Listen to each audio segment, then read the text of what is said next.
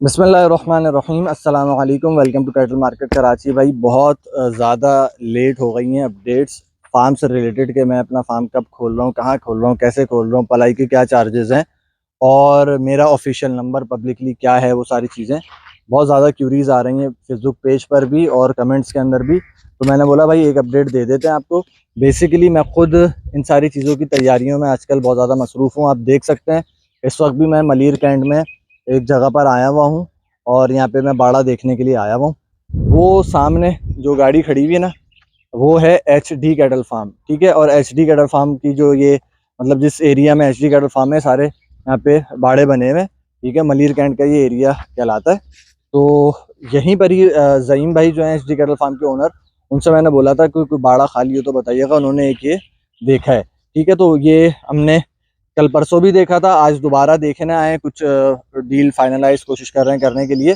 और भी मैंने कुछ बाड़े देखे, वो भी इंशाल्लाह वहाँ पर भी बात चल रही है।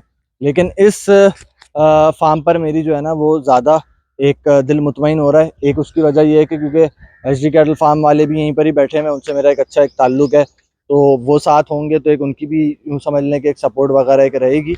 और दूसरी चीज़ ये है कि इसके अलावा कि अपना मेरे घर से ये एरिया जो है ना वो बहुत ज़्यादा करीब है। तो मेरे घर से करीब होने की वजह से मेरे लिए यहाँ पर आना जाना जो है ना वो एक बहुत आसान रहेगा।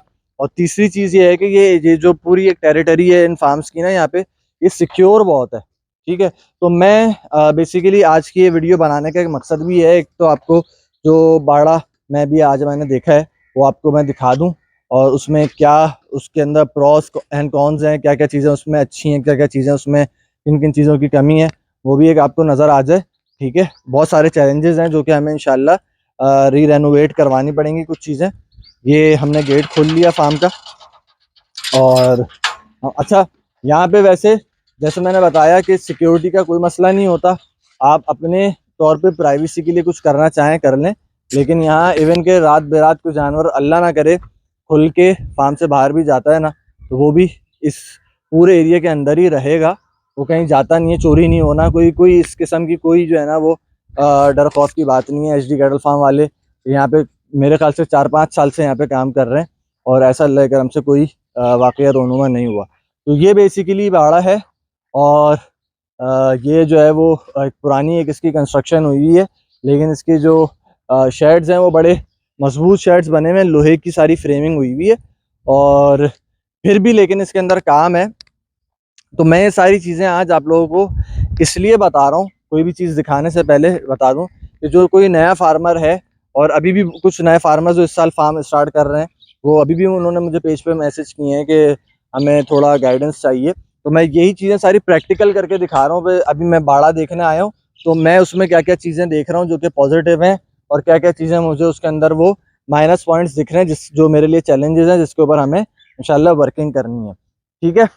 तो 3 मैंने आपको प्रायोरिटीज़ बता दी। एक, जगह का डिस्टेंस बहुत करीब है एयरपोर्ट से, और मलीर कैंट से बिल्कुल साथ में ही है ये। तो विजिटर के लिए भी आने के लिए आसानी है, जो शौकीन है अपना माल पलवाता है उसके लिए भी आने के लिए बहुत आसानी है। और ख़ुद मेरा घर भी यहाँ से करीब है, तो मेरे लिए रेगुलर आने के अंदर भी बहुत आसानी है, ठीक है। दूसरा, पूरा इलाका ये सिक्योर इलाका है, मलीर कैंट का इलाका, तो आप समझ जाएंगे कि बिल्कुल माशाल्लाह सिक्योर इलाका है। और तीसरी वजह ये है कि अब देखें यहाँ पे माहौल बहुत अच्छा है माशाल्लाह, एनवायरनमेंट बहुत अच्छा है। वो पीछे अगर आप इसके देखें तो इसके ना इस तरफ कोई बाड़ा आपको नज़र आ रहा होगा, कोई कंस्ट्रक्शन ना हो उस तरफ, तो दोनों तरफ से माशाल्लाह वेंटिलेशन है। और खाते कुछ इस तरीके से यहाँ पे डिज़ाइन किए गए हैं। मैं आपको एक खाता ये, एक खाता ये, एक खाता ये वाला दिखाता हूँ, इससे थोड़ा आपको बेटर आइडिया हो जाए। चारा वारा भी पड़ा हुआ है। तो अब देखें इसमें क्या है कि वहां से भी आपको पीछे से भी हवा आ रही है, यहाँ से भी हवा आ रही है। एक हो गई वेंटिलेशन। दूसरी चीज़ ये कि इन्होंने पक्के फर्श बनाए हैं। तीसरी चीज़ ये है कि ये जहाज चला जाए फिर कंटिन्यू करता हूँ। Tata bye bye. ये देखो एयरपोर्ट इतना करीब है यहाँ से कि जो जहाज है ना वो इतनी नीचे निचली सतह के ऊपर दिखता है आपको ना, इतने कम डिस्टेंस पर आपको जहाज देखने को यहाँ मिल रहे होते हैं। बहरहाल ये बताना चाह रहा था मैं कि इस पूरे एरिया के अंदर ना, ये तकरीबन कमोबेश 10 फीट से ज़्यादा का एरिया होगा, जो लेंथ है, एक ही जानवर बंधेगा। मतलब ये नहीं कि एक इधर है तो एक खोर इधर है, और वो वाला हिसाब किताब नहीं है। तो ये काफ़ी बड़े से बड़ा जानवर भी अगर होगा ना, तो मैक्सिमम मेरे ख्याल से यहाँ तक आएगा।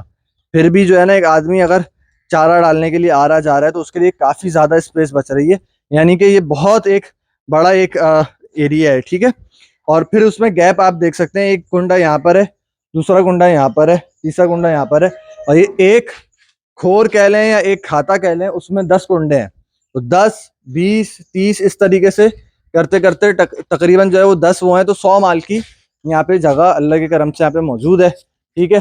फिर ये जो इसकी फ्रेमिंग हुई हुई है सारी, ये लोहे की हुई हुई है। लोहे के फ्रेम के ऊपर फिर इन्होंने वो लकड़ी का छपड़ा बना के डाला हुआ है। लेकिन इन दो चीज़ों में काम है, थोड़ा सा खोरों के अंदर, खोरें अंदर से टूटी हुई हैं, उनको थोड़ा सा सीमेंट वगैरह लगेगी, चूना लगेगा, ये चीज़ें होंगी।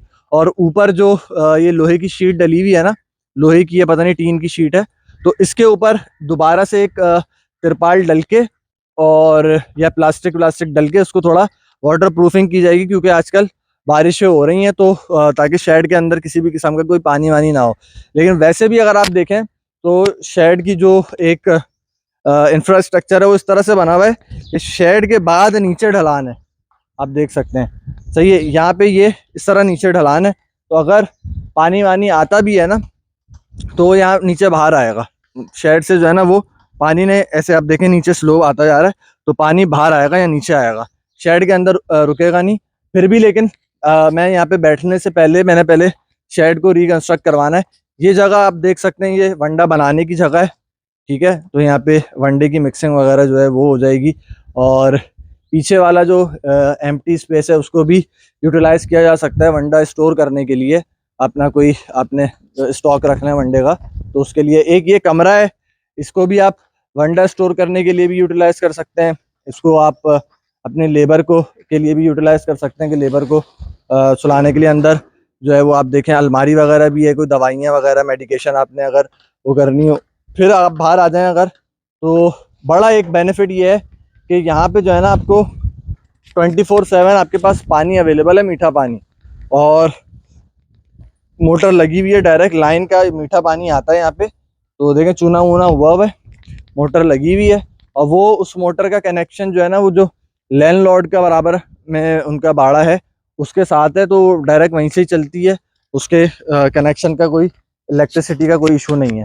लेकिन उसके अलावा उन्होंने 2 सोलर की प्लेट्स यहाँ भी ऊपर भी लगाई हुई हैं, शेड के ऊपर आपको दिख रही होंगी, मुझे जूम करके दिखाना। तो उन्होंने बोला आप अपनी बैटरी अगर इंस्टॉल कर लें तो आप इन सोलर प्लेट्स को भी यूटिलाइज कर सकते हैं। और अगर आपको खातों के अंदर बल्ब वगैरह लगाने और लाइटिंग करनी है तो आप उसको भी कर सकते हैं, ठीक है। फिर एक डक आप ये देख सकते हैं कि ये बनी हुई है, जिसमें अभी ये डेयरी काउज हैं, ठीक है। इसके अलावा एक डक ये भी है, और भी यानी कि आपके पास ऑप्शंस हैं। अगर मज़ीद भी आपको कुछ आगे जाके एक्सपेंड करना है और कंस्ट्रक्शन करानी है, तो उस किस्म के भी आपके पास आगे जाके ऑप्शंस यहाँ पे अवेलेबल हैं। बाहर एक बहुत बड़ा सा माशाल्लाह ये ग्राउंड है, जानवर को दिन में या शाम में या रात में, गर्मियों में तो रात में बाहर बनता है जानवर, सर्दियों में अंदर बनता है, और सर्दियों में दिन में बाहर बनता है। तो उसके लिए जो है ना आपके पास ये एक अच्छा खासा बड़ा स्पेस है। फिर चारों तरफ अगर आपको पूरा एरिया दिख रहा हो ना, वो भी ज़रा उधर से ये पूरा पैनिंग करके दिखाओ, तो दरख्त ही दरख्त हैं, जिसकी वजह से अल्लाह के करम से एक वो गर्मी की जो है ना वो अल्लाह का शुक्र है कि शिद्दत नहीं है। और ये देखें यहाँ भी एक नीम का दरख्त लगा हुआ है, ये भी नीम का दरख्त लगा हुआ है, ये मेरे ख्याल से बेरी का दरख्त लगा हुआ है ये वाला, ठीक है। तो ये चीज़ें भी अवेलेबल है माशाल्लाह। फिर अगर हम इधर आ जाते हैं तो अल्लाह आपका भला करे, ये यहाँ पे पानी की नक्काशी के लिए ना ये एक पूरी एक लाइन बनी हुई है, ठीक है। और यहाँ से पानी जा रहा है बिल्कुल वो आखिरी दीवार तक। ये अगर आप गौर से देखेंगे तो आपको शायद हल्का सा ढलान नज़र आएगी। पानी जब भी बारिश होती है तो यहाँ से पूरा वो निकल जाता है। फिर ये एक स्पेस यहाँ पर ये भी अवेलेबल है, और इस स्पेस के अंदर जो है ना वो आप यहाँ इसको भी यूटिलाइज कर सकते हैं। अपना वंडा वगैरह आपने ऐसे तूड़ी के बॉक्सेस रख के उसके ऊपर आपने तिरपाल डाल दिया, नीचे आपने पैलेट्स लगा के ऊपर तूड़ी के बॉक्सेस रखे, ऊपर से तिरपाल डाल के उसको ढक दिया, तो तूड़ी तो आपकी यहाँ बाहर भी स्टॉक हो सकती है। ऐसे सामने एक फार्म की तूड़ी अगर आपको नज़र आ रही होगी, वो तो उन्होंने वैसे ही बाहर ही छोड़ी हुई है एक फार्मर ने ना, ठीक है। लेकिन आप उसको तरीके से रखना चाहें तो इस तरीके से, यानी ऑप्शंस आपके पास बहुत सारे हैं, लेकिन चैलेंजेस भी आपके सामने बहुत सारे हैं, टास्क बहुत सारे हैं। जगह अल्लाह के करम से यूँ समझ लें ऐसी भी है कि मैं आते के साथ ही अभी अगर कोई जानवर डालना चाहूँ तो मैं डाल सकता हूँ, लेकिन ये है कि जो बेसिक काम है, छोटे मोटे काम है, वो मैं पहले वो करवाने का इरादा है और उनका एक एस्टीमेट लेना है, कितना खर्चा आ रहा है, क्या आ रहा है, क्या नहीं आ रहा। उसके बाद फिर एक फ़ाइनल डिसीजन लेना है, फ़ाइनल डिसाइड करना है। एक आध बाड़ा और भी देखा हुआ है। तो ये आपको सारी बातें बताने का मकसद ये है कि बहुत सारे दोस्त जो है ना वो बहुत ज़्यादा रश कर रहे हैं, बहुत ज़्यादा मैसेजेस आ रहे हैं मेरे पास फेसबुक पेज पे और व्हाट्सएप पे भी कि जो है ना वो बाड़ा कब खोलेंगे, हमें जानवर पलाई पे देना है, तो क्या पलाई चार्जेस हैं, ये सारी चीज़ें देखें। अभी थोड़ा सा कबलस वक्त है, हो सकता है विद इन अ वीक और सो मैं इंशाल्लाह अनाउंसमेंट कर दूंगा, एक हफ्ते के अंदर अंदर फाइनल डिसीजन लेके कि मैंने कौन सा वाड़ा चूज़ किया है और कहाँ पे मैं खोलूँ। और हो सकता है कि यही वाला हो, मैंने बस 2-4 चीज़ें रह गई हैं फाइनल करना, वो चीज़ें फाइनल हो जाए, हमारी एक फाइनल मीटिंग हो जाए यहाँ के लैंडलॉर्ड जो है उनसे, तो उसके बाद जो है मैं आपको सारी चीज़ें वो पब्लिकली अनाउंस कर दूंगा।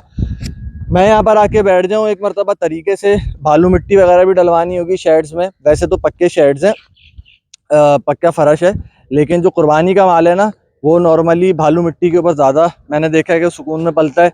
फ़र्श के ऊपर भी पल सकता है, लेकिन फ़र्श पे ज़्यादातर जो है ना वो डेयरी की जो काउज़ हैं और भैंसें हैं वो ज़्यादातर फ़र्श पे पलती हैं।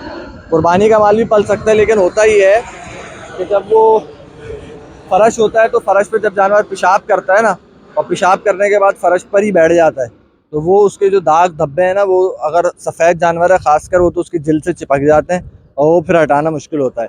जबकि लेबर के लिए फ़र्श वाले मामले में ना सफाई करना बड़ी आसान होती है। लेबर जो है ना वो क्योंकि एक मतलब पाइप लगाया उसने और धोना शुरू किया और पूरा फ़र्श जो है वो 10-15 मिनट में उससे धुल जाता है, बजाय उसके बालू मिट्टी से गोबर उठाना, ये चीज़ें थोड़ा ज़्यादा मुश्किल होती हैं। लेकिन हमने तो देखनी वो चीज़ है जो जानवर के लिए ज़्यादा फ़ायदेमंद है ना, तो हम उस हिसाब से इंशाल्लाह चलेंगे। बहुत सारी चीज़ें हैं, होपफुली मुझे उम्मीद है कि जो लोग नया फार्म खोल रहे हैं, अपना कैटल फार्म या गोट फार्म, तो उनको जो जो चीज़ें मैंने कंसीडर करी हैं, अच्छी बुरी जितनी भी चीज़ें थी वो सारी आपको बताई हैं, तो उनसे आपको कुछ ना कुछ सीखने को मिलेगा। मैं इसी तरह से अपनी इंशाल्लाह जर्नी आगे भी लेके चलूँगा। जो जो चीज़ें इंशाल्लाह जैसे जैसे मैं करता जाऊँगा वो मैं पब्लिकली दिखाता जाऊँगा, ताकि आपको बिल्कुल ज़ीरो से अगर आप फार्म स्टार्ट करें तो वो आपको एक आइडिया हो कि भाई इस तरीके से कैटल फार्मिंग होती है। और इसमें यकीनन मैं परफेक्ट नहीं हूँ, तो मैं भी कोई ना कोई गलती करूँगा, तो आप मेरी कम्युनिटी हैं, आप मेरी फैमिली हैं, आप लोग मुझे जो एक बेहतर मशवरा अच्छे तरीके से देंगे उसको इंशाल्लाह मैं कंसीडर करके उसके ऊपर इंशाल्लाह मैं अमल करूँगा। बाकी एचडी कैटल फार्म की टीम का भी मैं शुक्रिया अदा करूँगा, उन्होंने माशाल्लाह इस मामले में मुझे काफ़ी सपोर्ट किया है, उनकी सपोर्ट शामिल हाल है मेरे साथ। और वंस अगेन आखिर में दोबारा रिपीट कर दूँ, कैटल मार्केट कराची का फेसबुक पेज अवेलेबल है, वहाँ पे आप जाएं, मैसेज करें इनबॉक्स में, अगर आपको मेरा नंबर चाहिए तो मुबीन या मैं जो भी ऑनलाइन होगा वो आपको मेरा नंबर दे देंगे और फिर आप मुझसे रब्ता कर सकते हैं पलाई से रिलेटेड। लेकिन अभी अ, जिसको यानी कि बुक करानी है, प्री बुकिंग करानी है स्लॉट्स की, लेकिन वैसे ऑफिशियल अनाउंसमेंट जब मैं यहाँ पर आके बैठ जाऊँगा, चीज़ें स्टार्ट कर दूँगा, तब जाके मैं ऑफिशियल अनाउंसमेंट करूँगा। बाकी अजान हो रही है, वीडियो बहुत लंबी हो गई है, बस यहीं पर ही वीडियो एंड करते हैं। पसंद आए लाइक एंड शेयर करें, मजीद वीडियोस के लिए कैटल मार्केट कराची सब्सक्राइब करें। थैंक यू सो मच, अस्सलाम वालेकुम।